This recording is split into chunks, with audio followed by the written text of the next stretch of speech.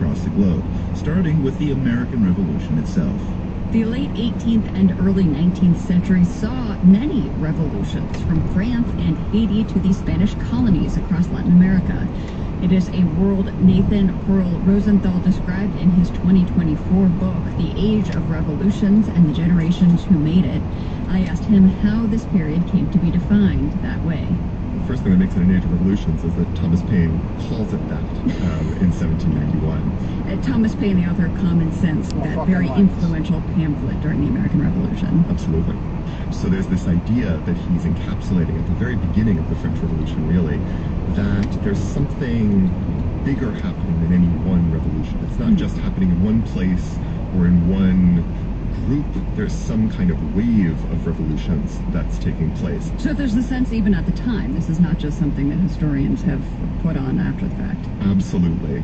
But once the 1780s come around, and the United States is a young nation, you have a series of mostly failed revolutions at first in Europe, in what becomes Switzerland, what becomes the Netherlands, and then of course the French Revolution. And then you just have a sort of continuous wave of upheaval over the next 20 some odd years. So you said even at the time this was known as an age of revolution. What was it in the ether, in the historical moment, that made this an era when so many revolutions bubbled up and were ultimately impactful? There are really two pieces of the answer to that question. So the ideas dimension is the 18th century is well known. You fucking asshole! Fuck you! Fuck you! Video is now locked. Rights-bearing character of the individual are really spreading very widely. And of course, you mentioned the Declaration of Independence, and that misquotes John Locke, who famously talks about life, liberty, and property. We can come back to that.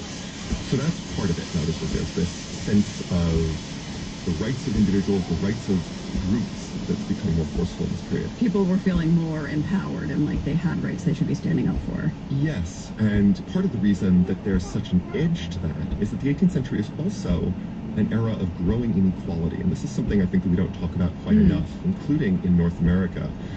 Over the course of the 18th century, there's an enormous economic boom in the Atlantic world, which is driven in large part by slavery and the labor of enslaved people. And what that means is that the economy is growing massively, but the returns from this massive growth are actually going, by and large, to the wealthiest, people who are already on top of society. The most famous example of this is Saint-Domingue, that becomes Haiti, which is a colony of France in the period.